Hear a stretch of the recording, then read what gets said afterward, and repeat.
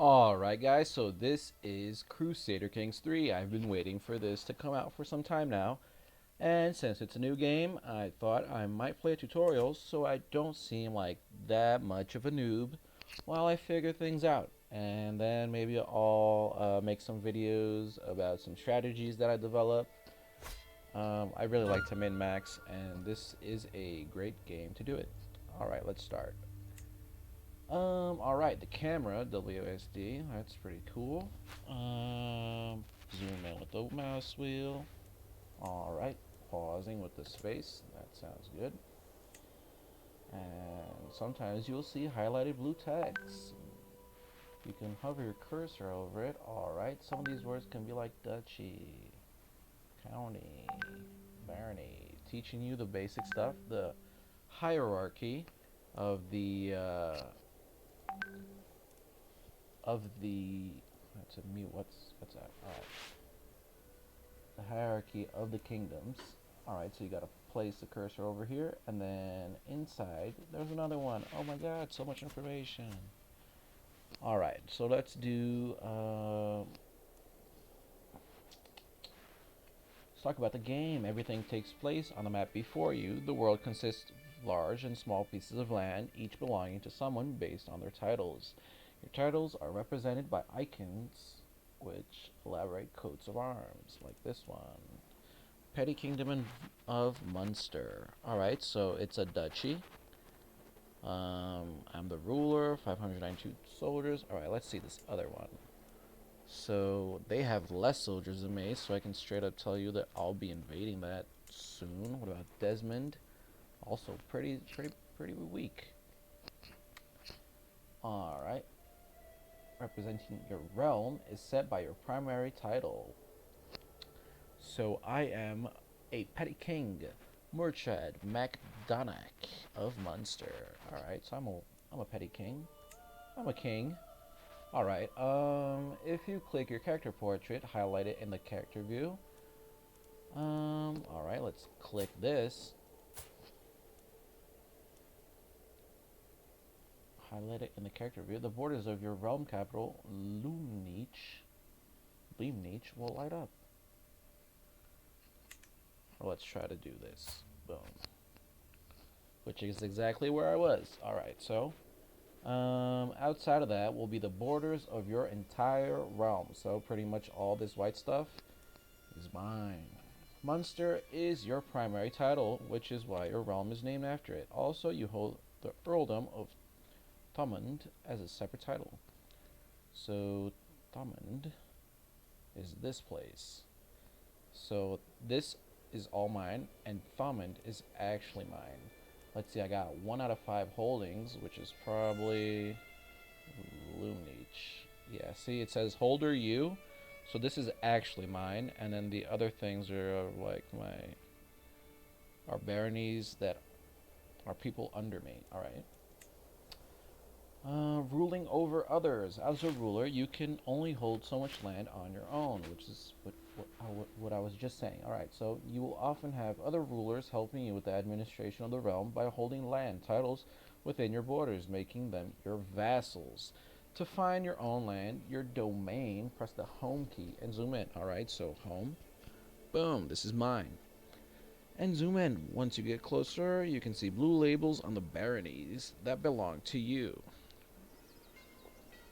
So, Leamneach, this castle is mine.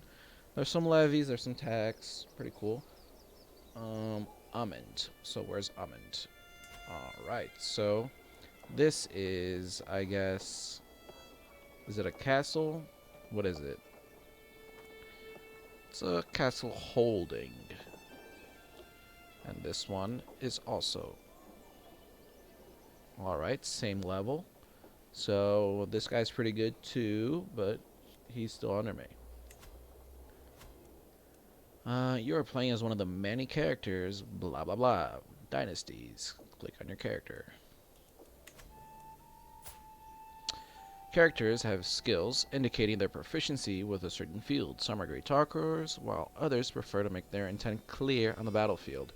Alright, so I'm a pretty good, I have pretty good martial skill, and everything else is trash. Maybe stewardship is average, but the rest is pretty bad.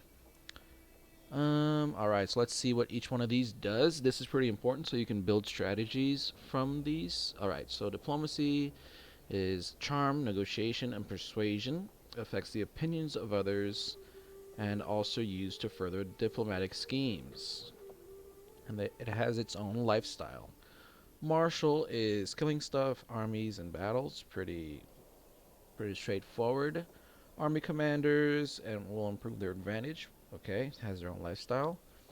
Um, Manage domains. I think this one's pretty important too.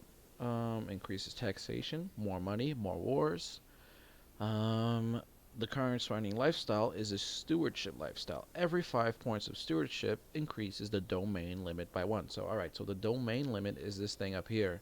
So if I have a pretty good stewardship, it means that I can hold more land. So, let's see. It has 1, 2, 3, 4, 5. So I could pretty much hold all of this and just kick all these other guys out.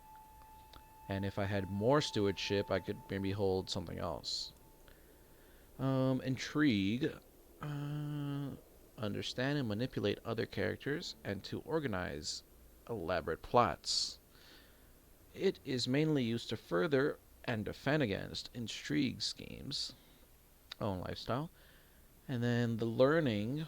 I think learning's pretty important. The learning skill of a ruler affects the cost of increasing crown authority and also yields an amount of monthly piety. Or piety, whatever. Characters with high learning can be expected to have extensive knowledge of all common scholarly endeavors, including theology, philosophy, language, and mathematics, all lifestyle. Alright, so pretty much really dumb, I fight good, me big, me strong, me kill. Characters also have traits which can affect their skills, so I have these. Temperate, stewardship +2. A boost to health, that's good. I don't like fat people, not new. And Catholics like me. Wrathful, so not as friendly, but big strong. Impatient, more prestige, that's good. And hostile scheme power, also good. And the rest, not so great. Don't like patient people. I'm a skilled tactician, +6 to my martial, which is why this is pretty big. It has a base of 8, and then this really helps out. And then rough terrain expert, so advantages everywhere that's not plains, I think. I'll get into terrain later. I hope I do. Stress. When a character chooses to behave against their personality traits, it can cause stress. Stress measures the character's mental well-being. Alright, pretty stress level. Every 100 stress a character accumulates also causes them to gain stress level. Stress levels range from 0 to 3, with each increasing penalties to a character's fertility and health. Oh my god. So how fast I die, how fast I have kids. In addition, as long as a character has at least one stress level, they are vulnerable to mental breaks. Oh my god, this is so complex. So this is the 1, 2, 3, 4, 5. Oh my god. It's so much information. Well, it's good. Traits can also impact how other characters like me. Alright, so yeah, so it's like I don't like patient people, I don't like fat people.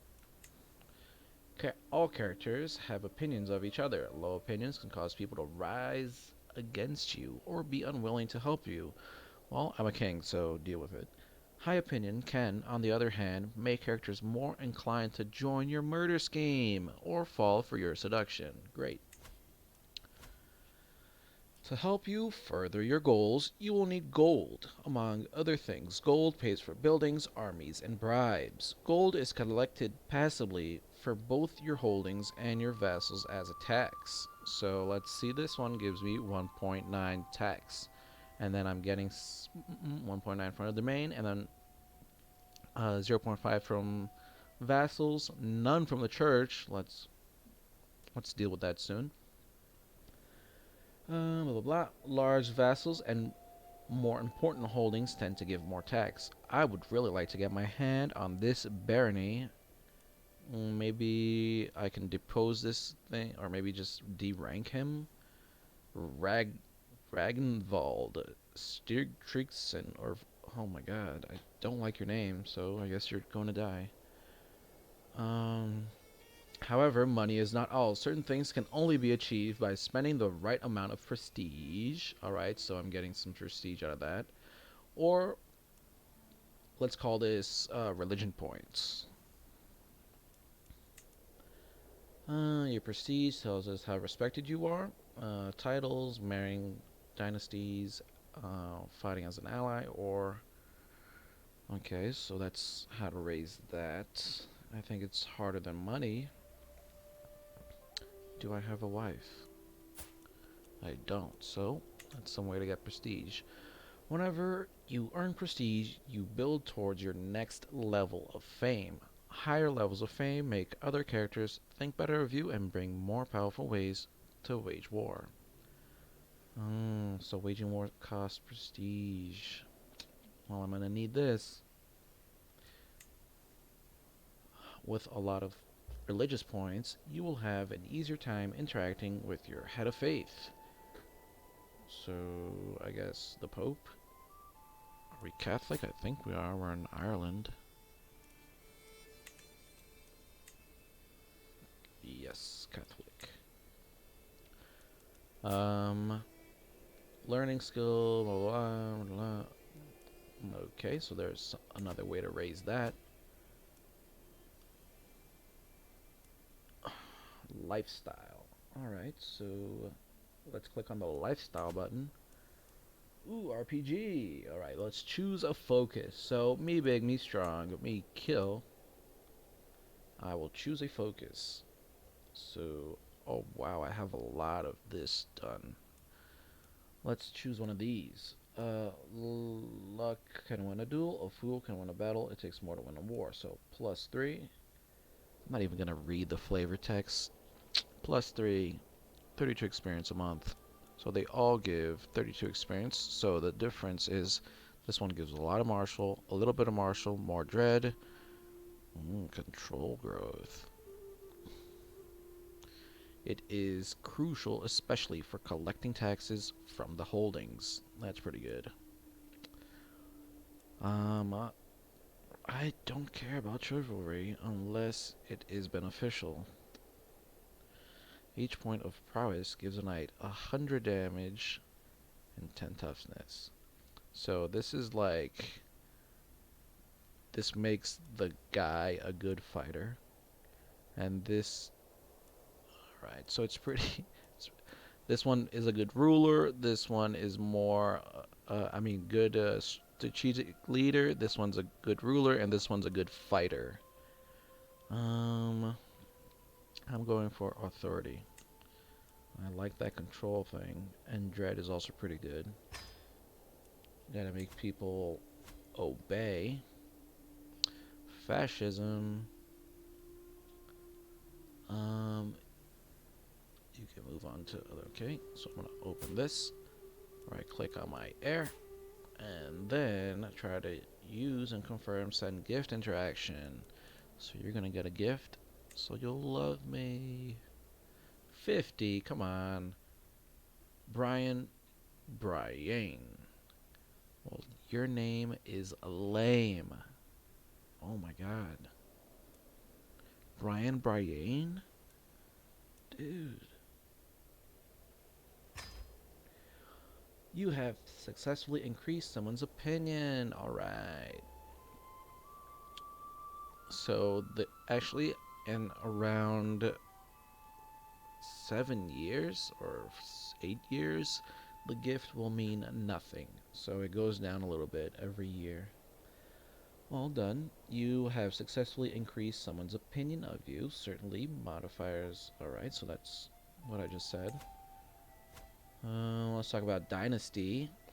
So if everyone in my family dies, you lose. Really? As long as you have heirs of your dynasty, your legacy will live on. When your character dies, you simply start playing as a new one. So let's see the house. So we got Brian. Oof. Insignificant. Well, thanks for that. Pretty nice of you. This one is obscure. Oh my god. I'm doing bad. These guys. Oh, wow, this guy's pretty good. This guy is pretty good. Significant, noteworthy. Oh, wow. So pretty much you are lame and I'm taking you over, and then I'm thinking about taking the other guys over. Succession laws. Open the realm wheel on the right side of the screen. So realm. And then we're going to go to succession. And then... Alright, as a member of a dynasty, you also have renown, shared by everyone in your dynasty. Which is this? No, this is prestige. Where's renown?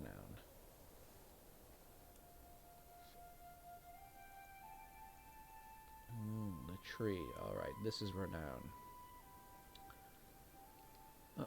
Okay. Whenever anyone in your dynasty gets prestige. Alright, so they're linked. Making significant strides in your renown will echo down to the generations. Level of splendor. Okay. So, obscured, legendary. So you get more time to reign, the more prestige that you have.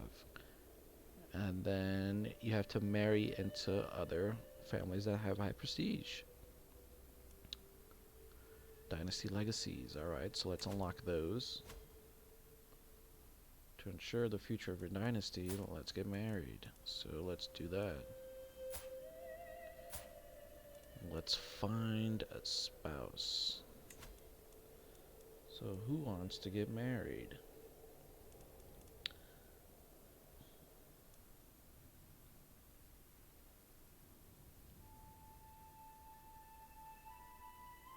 Alright, so find spouse is pretty much women from all over the courts. And then arranged marriage is spouses, but only with people inside my own court. And why would I do that? For the king, I mean. So let's find someone that is good. So it's telling you to filter maximum age. I mean 25. Let's be realistic here.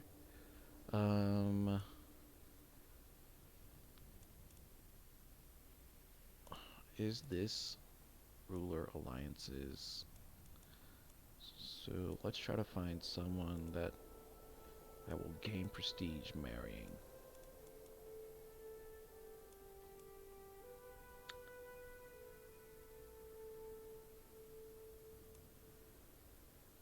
Also, I would like them to be like complementary in skills. Like this one's pretty good at fighting, but this one's pretty good because she has stewardship, but the rest is trash. Alright, alliances, skills, personality, expected fertility. Some traits are congenital, meaning they might be inherited by your children. You can change your selection by clicking the clear characters button. To get married, nothing will happen until you click proposal. Okay. When you have selected 2 people for your marriage, you are presented with the details of the union along with additional options such as having the marriage be matrilineal. Well, definitely not that.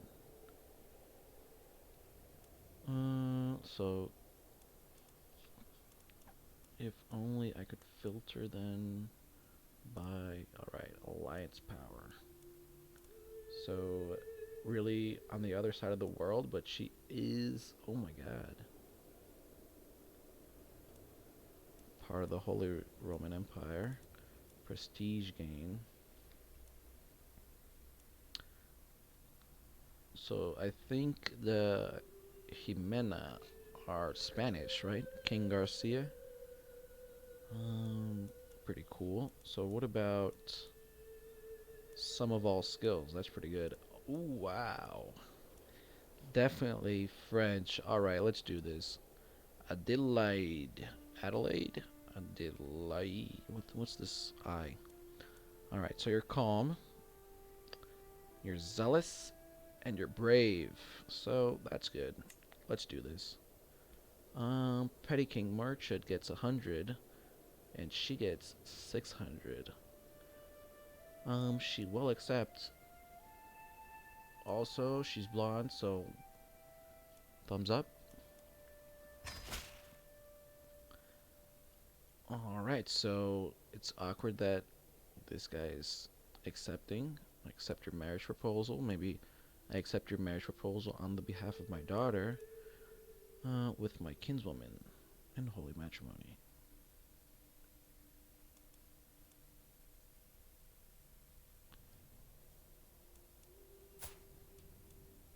What's this? Oh, what's charismatic negotiator? Well, I definitely need a wife to do that. Very cool.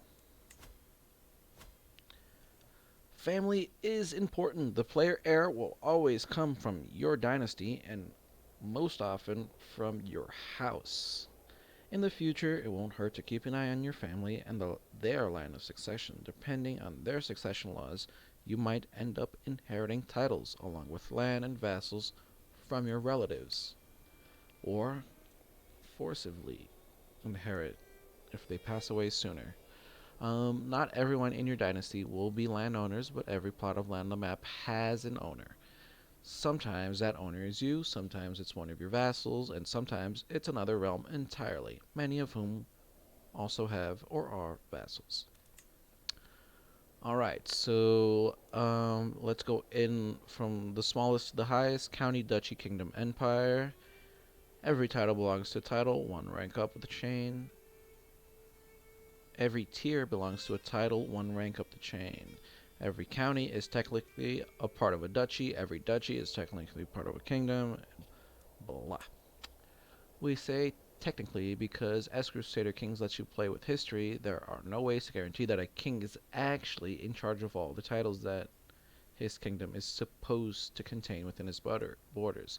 We call this title hierarchy de jure. And if the structure has been broken, it is often possible to declare war over such territories. Very cool. To continue, change to duchy. Alright, so let's go to duchy. Return to realms. So Munster is all of mine. And if I am a petty king, maybe I have reason to invade this guy down here.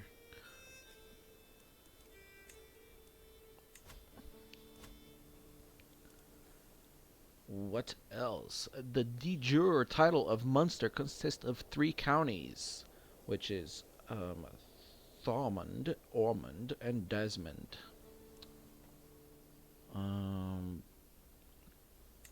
Alright. So, click on your capital holding. Oof, the level of detail in this game.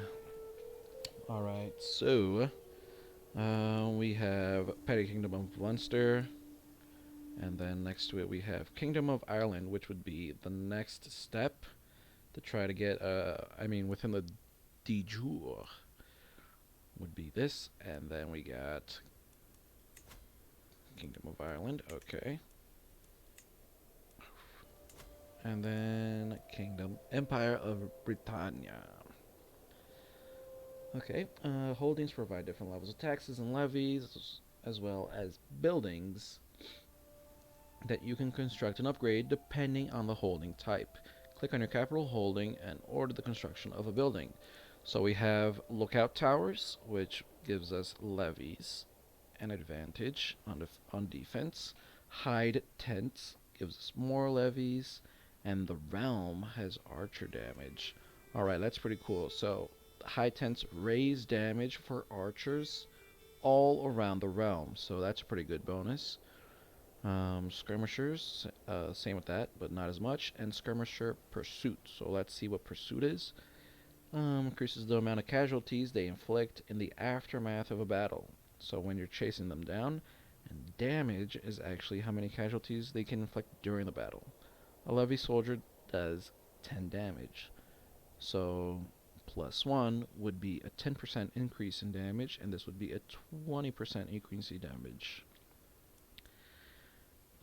Tax 0+2, just because we got some walls, so that's good.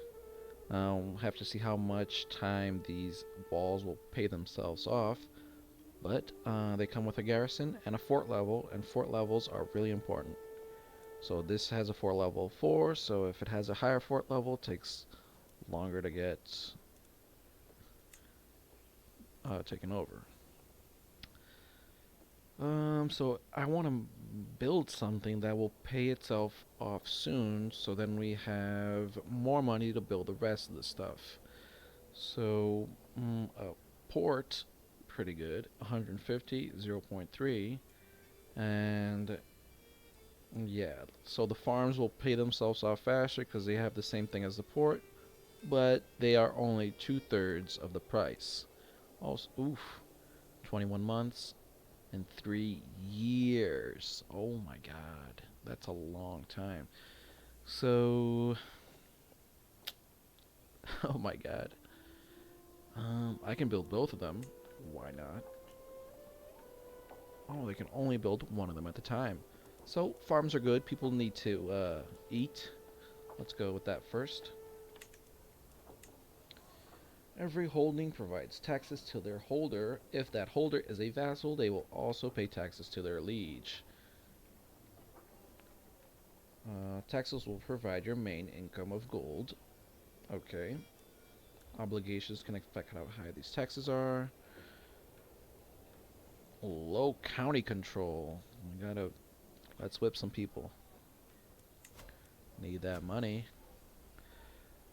As a ruler, you are likely to be the liege of at least one vassal. These are rulers within your realm. I do have a vassal. So let's see how to find these. So we have Ragnvald, and then a Mayor Doelgus of Innis. So let's see. We have. Here's a list of your current vassals at the top of the ruler Ormond, whose end you can see. Alright, so Ormond, and then Innis. Where's Innis? Innis is this city. Bishopric, and then Roscrea is actually some plains with pretty much nothing, so sucks to be Roscrea. It is worthwhile keeping your vassals happy. This keeps them out of schemes and factions against you. No matter how mighty a ruler your character is, if your realm unites against you, either to depose you through war or just to murder you while you sleep, your reign is bound to be cut short. Yeah, you can whip up the people, just don't whip these guys. What else? There is a limit to how many vassals you can comfortably be in charge. So where is my vassal limit? Vassal limit. Alright, 1 out of 20. So I can grow a bit. I can grow a lot. This doesn't matter for the tutorial, but when you start to build your own kingdom, be mindful of growing too fast. Your realm is the complete body of land and titles that you own, including the areas held by vassals. Right now, for you, this means the counties called earldoms due to your Irish culture of Thomond and Ormond. Alright. Know that there's a limit to how much land you can hold up here. Managing a realm is a lot of work, blah blah blah. Let's have people to work for me. these are the guys that do most of the work. You can change a counselor's task by clicking on the button near their portrait in the council view. So, more piety. Pretty good.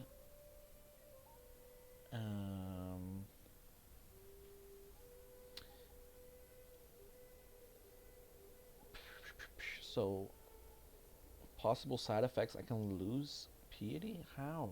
If I'm trying to gain it. That sucks. And a fabricate claim on county. Who? Unpressed claim. So right now, do I have claims down there? Well, let's get some piety. Schemes are long-term goals aimed at another character. They can have hostile goals like murder or abduction of your target, or be more wholesome, such as befriend scheme. Wow. I'm gonna make a scheme to make them like me. Who should I scheme to like me?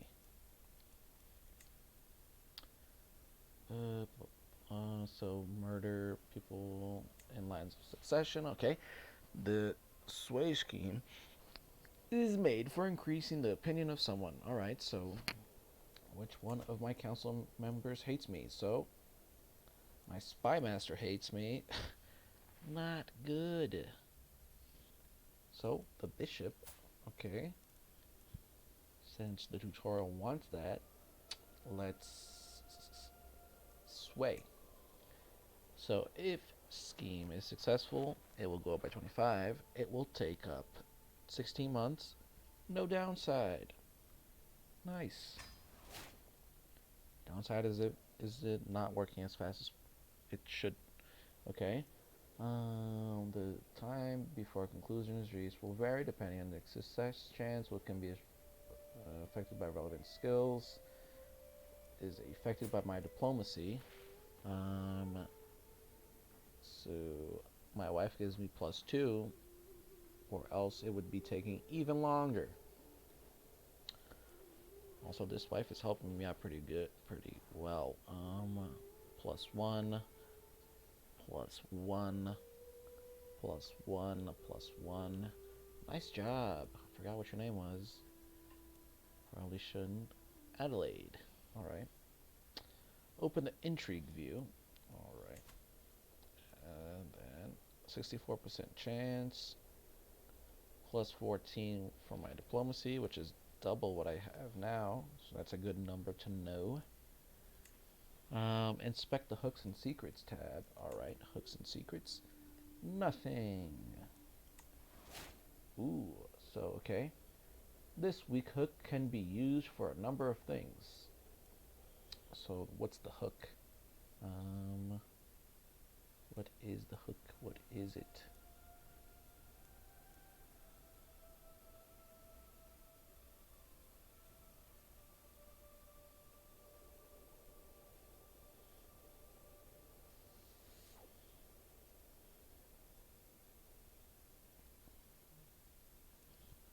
So I have to modify the feudal contract. Vassal list in the realm view. Alright. And then go to right click his portrait and then modify feudal contract. Oh, I see. So since I have a hook against this guy, I can make him pay me more. And this is actually the guy that owns that other castle, so that's pretty good. So if I just make him, if I ask him to pay me more or to give me more levies, he will think it's tyranny. Oh no, so let's use a hook. And then boom. Oh, alright, so one thing. So he can pay me more, +5%, or he can give me more people. So let's go with the money for now. Money good. Nice. I would like to know what that hook was though. It was a favor. I don't know how I got it. All right. War is an essential part of Crusader Kings. There are a lot of concepts to cover, but for now, let's touch briefly on some of them. I like this. Like, you'll lose a lot and a lot, and then you'll figure things out. So the most important things in any war are the battles, which are fought by armies. Most of your soldiers will come from levies, but you can expand your army by employing men-at-arms. So let's get some armied guys. How do I make this like go away? All right. If things get really rough, you can hire mercenaries provided you have gold. So mercenaries are, well, 800 guys, 2 knights, some bowmen, decent quality, elite quality. So the price. All right, I'll have to see the advantages of getting mercenaries. All right, so here they are. They can sign up for 36-month contracts that can be extended for another 36 months. So I'll pay them 134. Is that monthly or is that for 36 months? I hope it's for 36 months. You are allowed to go into debt in order to hire mercenaries, up to 24 months. So I can have them work for me for 2 years if I have no money while I try to get some. That's good. Let's create a men-at-arms regiment.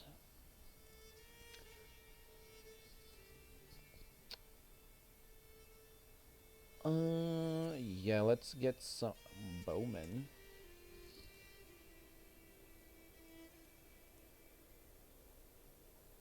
Ooh, they have a maintenance if they're unraised, so this 2.7 would actually go down to 2.5, which is pretty much what I'm getting from building those farms. But yeah, I do want a bigger army though. When a war starts, you will be able to raise your armies from the screen via the Raise All Armies. When the war is over, you will have to disband your soldiers before starting another war. Rally points are mustering grounds for the levies and men-at-arms to go. Alright, so this is a rally point. I can make another rally point.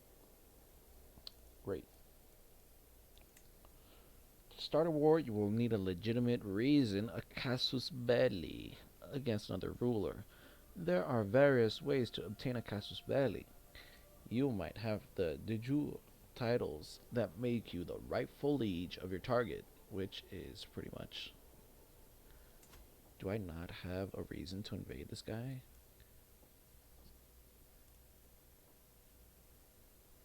Can I declare war on you?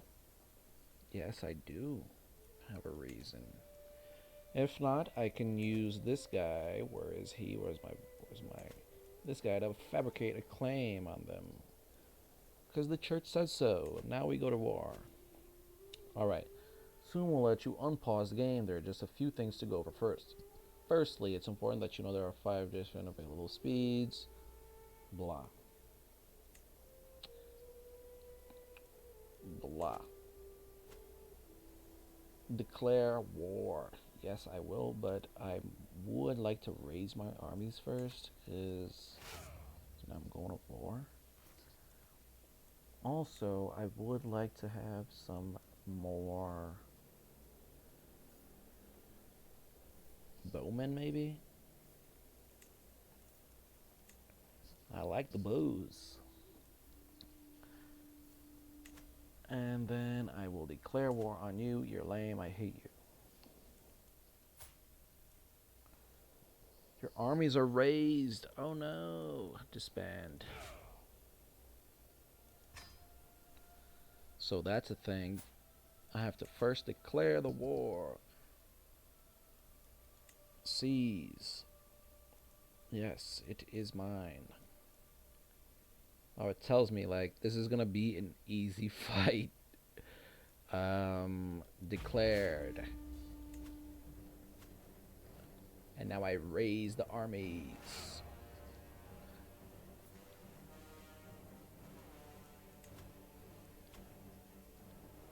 To move your army, left click on your army on the map and right click on the area you want them to go. Maybe the enemy capital. Maybe. So I understand. So let's unpause the game. That was fast. Let's make it maybe slower. So who's in this army? Can I see the composition? Where are those bowmen? Are they anywhere? Raised and raised.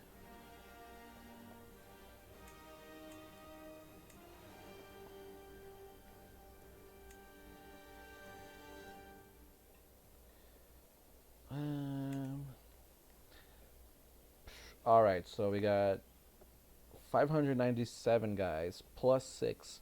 That's 603 plus 10 archers, 613. All right, so everyone's here. And then let's go over there. So it's going to be a siege. Let's speed this up. Does it give me... Ooh, a wedding celebration. Yeah. How about you guys pay it for me?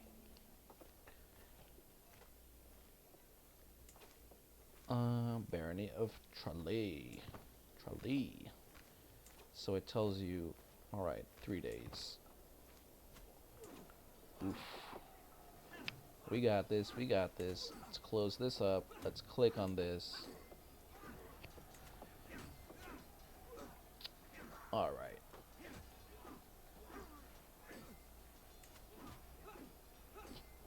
Alright, so let's see this. Relative strength, combat width. So, not all of my troops are in combat. And not all of his troops are in combat. But I have, like, double his fighting force in reserve. Elite quality. 6 knights to 5 knights. This is the maneuvering phase. I have way more advantage than him. Well, not really that much. Like 30%. It's pretty good. Alright, so let's see. Early battle phase. Ordered retreat will be possible in the late battle phase in 8 days. So I'm shooting at them. Oh my god, that was it? Where are the tactics? Was it just that much of a massacre? What's going on? Lame. Alright, so now we are sieging them, and to get an idea who's winning the war, you can always look at the war score. Alright, so I'm thinking, maybe, do I chase down this army? Will he be able to take out my towns?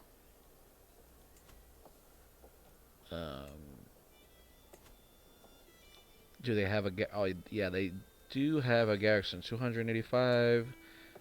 79, so this one can go down. Or this one doesn't even have a garrison. And then this one definitely not going down. So I'll just keep my guys here. Hopefully they will lose. Oh, they're going to the sea. Unexpected. Running low.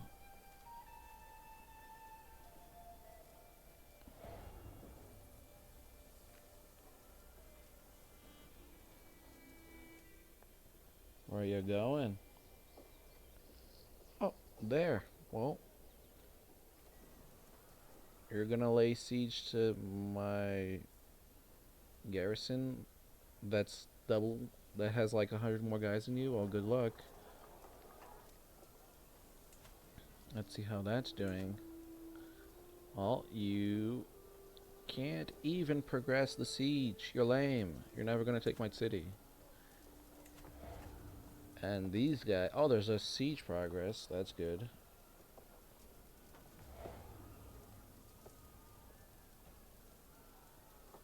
It goes up independent of the event, which is pretty good. It's linear, but you can have some boosts That's what I understood from this. You are now able to use the enforce demands. I will enforce my demands. You will give me everything you own. This is a nice post battle screen. There's not much I can negotiate. Either it's I give up, white peace, give me everything. So give me everything. Yes. So I get 40 fame. Nice. And 400. Alright, so let's see how much I actually got. I have 611.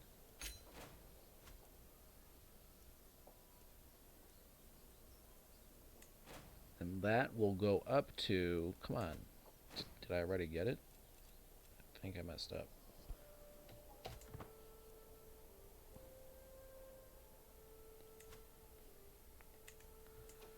Well, that's that. Advice. Heir unmarried. Victory. And issues. So I can declare war on someone else. Wow, I can declare war on that guy on the other side of the island. Um, is is that a good idea though? Where would I land? Probably here and then cross over. Is there like a military? Can I cross over these two like petty kingdoms? Oof. Powerful vassal demands council position. Well, that's political. I don't want to get into that right now. Family members can get married. So my half brother, and my son Brian. Lamest name ever. So from what I can see, I am losing a lot of money because my armies are up. So first thing would be to disband armies, and then unraised men at arms. Yeah, so maybe buying two sets of archers, bad idea, bad idea. And also, I raised two sets of archers, and out of like the 100 that it was actually pretty good. Out of the 100, I used 42. Oh my god. So they are reinforcing, and then I'll cut them down later. It's good to have an extra tactical advantage in your pockets. That's how you steamroll the AI. So I guess this is it for the tutorial. I will be learning a lot about this game and posting more videos, but that's it for now. Thanks.